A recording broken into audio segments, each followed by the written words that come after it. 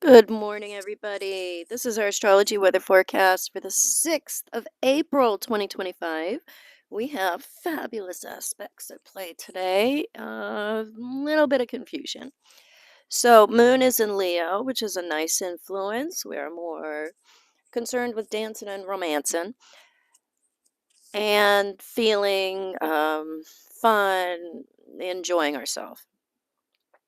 That is extremely helpful because it adds to the glee that we feel with a trine between Venus and Mars and a sextile between Sun and Jupiter. Very easy day to negotiate things overall. However, we do have Venus still retrograde, so what we pick up on today is not quite baked, still percolating. And Mercury is just about to a direct station. So we're still picking up details. This can be a confusing day. It's right around the stations, the forward and retrograde stations, that we experience the most clogs, the most debris in our pipes that will get blown out as Mercury moves forward.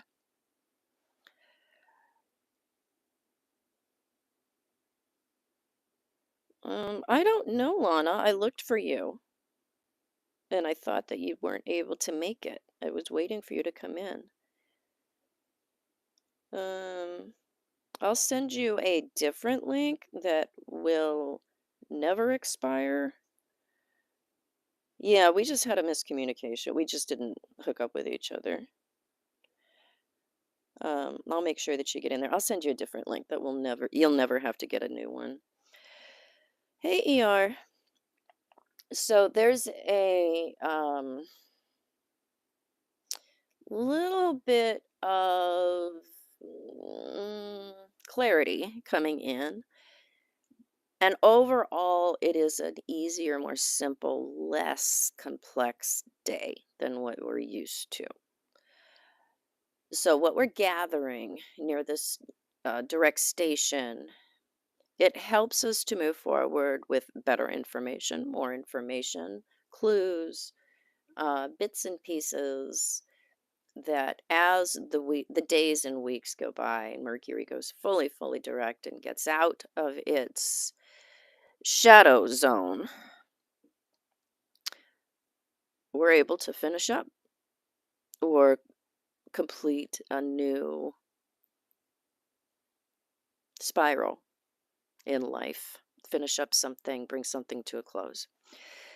So the trine between Mars and Venus today makes it easy to dance. We don't step on anybody's toes because our competition, the way that we pursue, it doesn't overtake what it is that we want or what it is that we're pursuing. So the pace with which we keep up with the object of our desire is just right.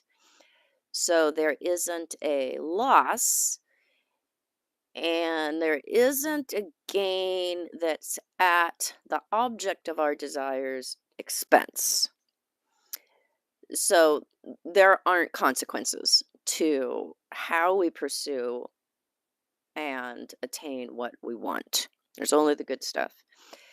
And then the sextile between Sun and Jupiter is a nice influence because it will increase our confidence and our assumption that we can do things in the time and the timing and the way that we want to do them. It pumps up the ego to a fun degree. If you're already fairly inflated, it can push you over the edge into some amount of hubris. But generally, the sextile between Sun and Jupiter it doesn't add enough confidence to turn us into a stupid dumbass. Sometimes Jupiter can absolutely do that. It can make us assume that we've got this when we definitely do not. So there's a bit of a inflation that can help us to get up over the hump of questioning or negativity. Not so much that we are likely to take off in a hot air balloon and assume that we ain't never gonna come back down to the ground until our hot air balloon snags on a tree limb and we crash and burn, and it's super embarrassing when that happens. Jupiter does that. It seems right at the time, but then we look back and we're like, why did I think I could get away with that?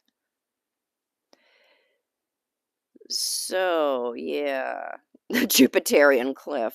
It's not so bad as it can be. It's not a square, but do be careful what it is that you promise and just make sure that you can deliver so you don't have to backpedal and make your apologies later.